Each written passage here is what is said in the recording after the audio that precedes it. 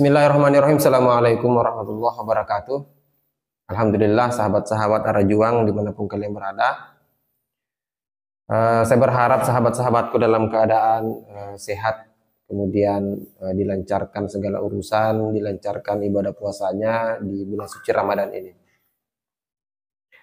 Sahabat-sahabat sekalian, beberapa waktu yang lalu, tepatnya pada tanggal 20 Maret 2024, telah keluar pengumuman hasil penghitungan hasil rekapan dari KPU RI, dan kemudian diumumkan pemenang Pilpres tahun 2024 ini dimenangkan oleh pasangan calon Prabowo Subianto dengan Gibran Rakabuming Raka sebagai presiden dan wakil presiden. Ya.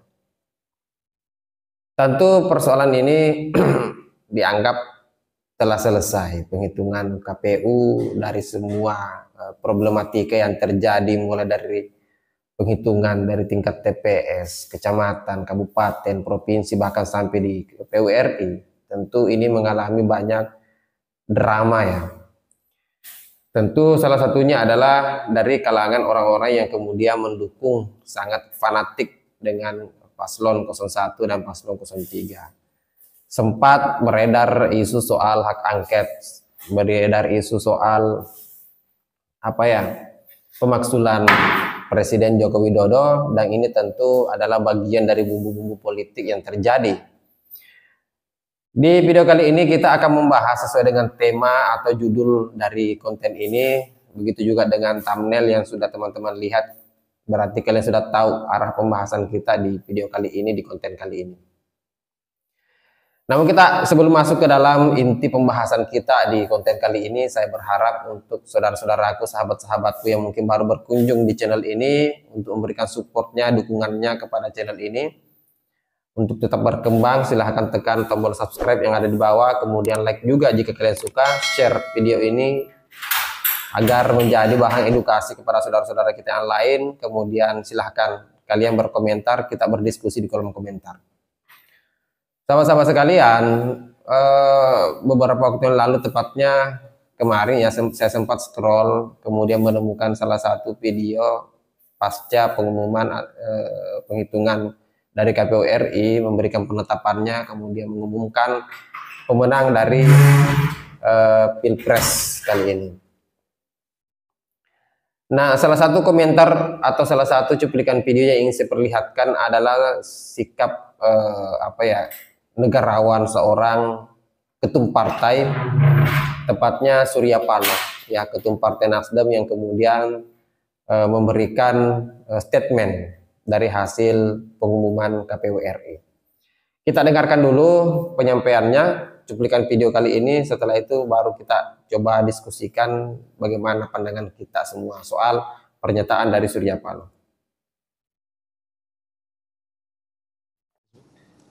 Partai Nasdem menyatakan menerima hasil pemilu tahun 2024 yang telah dilaksanakan pada tanggal 14 Februari 2024 yang lalu. Baik pemilihan anggota legislatifnya maupun pemilihan presiden dan wakil presiden dalam Pilpres. Kedua, Partai Nasdem mengucapkan selamat kepada seluruh partai politik peserta pemilu legislatif tahun 2024, beserta dengan ketiga pasangan calon yang telah mengikuti kontestasi pemilihan presiden pada pemilu 2024. Partai Nasdem juga mengucapkan selamat kepada pasangan Prabowo Subianto dan Gibran Rakabuming Raka sebagai pemenang Pilpres tahun 2024. Nah, kita sudah dengarkan sendiri teman-teman ya. Setelah mendengar ini saya saya beberapa pertarungan pemilu sebelumnya saya ngefans dan suka gaya dari seorang Surya Paloh. Terlepas dari penampilannya ya, yang keren, di samping juga setiap momentum dia selalu berada pada posisi yang menurut saya strategis. Terlepas dari pertarungan politik 2024 ini yang kemudian dia menjadi tuan rumah, kemudian dalam koalisi dia mengusung paslon 01 Anies Baswedan dengan Muhaimin Iskandar. Kalau dikatakan keliru, saya pikir tidak. Setiap orang, setiap politikus itu elit pasti memikirkan cara bagaimana dia membesarkan partainya, mungkin bagaimana kemudian dia menjadi pemimpin koalisi dan lain sebagainya. Tentu ada keuntungan dan kerugian, ada konsekuensi, ada risiko yang dia terima. Dan Surya Paloh adalah termasuk politikus yang kemudian berani mengambil langkah-langkah strategis itu untuk mewujudkan sebuah strategi gerakan mungkin ya, karena setiap partai pasti bertarung untuk sampai kepada tujuan yang ingin dicapai. Begitu juga dengan Surya Paloh. Hal yang saya kagumi dari pertarungan 2024 ini, dari jumlah partai yang berada dalam koalisi perubahan yang mendukung Anies Baswedan dengan Muhaimin Iskandar, satu-satunya ketum partai yang kemudian mengucapkan selamat dan menyepakati hasil keputusan dari KPU adalah Surya Paloh. Itu harus kita apresiasi, harus kita hormati langkah-langkah yang kemudian dilakukan oleh Surya Paloh, terlepas dari semua spekulasi, dari semua pandangan. Mungkin ada yang mengatakan bahwa Surya Paloh pada akhirnya akan ditarik masuk ke dalam kabinet di pemerintahan Prabowo Subianto. Mungkin tawaran menteri dan lain sebagainya, ya itu adalah urusan politik dan setiap orang itu sah-sah saja melakukan itu. Ya namanya juga ketum partai, tentu dia memikirkan bagaimana masa depan partainya. Tidak semua partai siap untuk menjadi oposisi.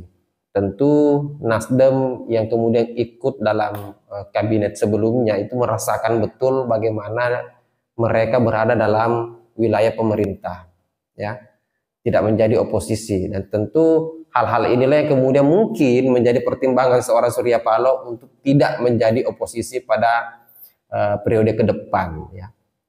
Tentunya akan ada tawaran-tawaran yang akan diberikan oleh Surya Paloh.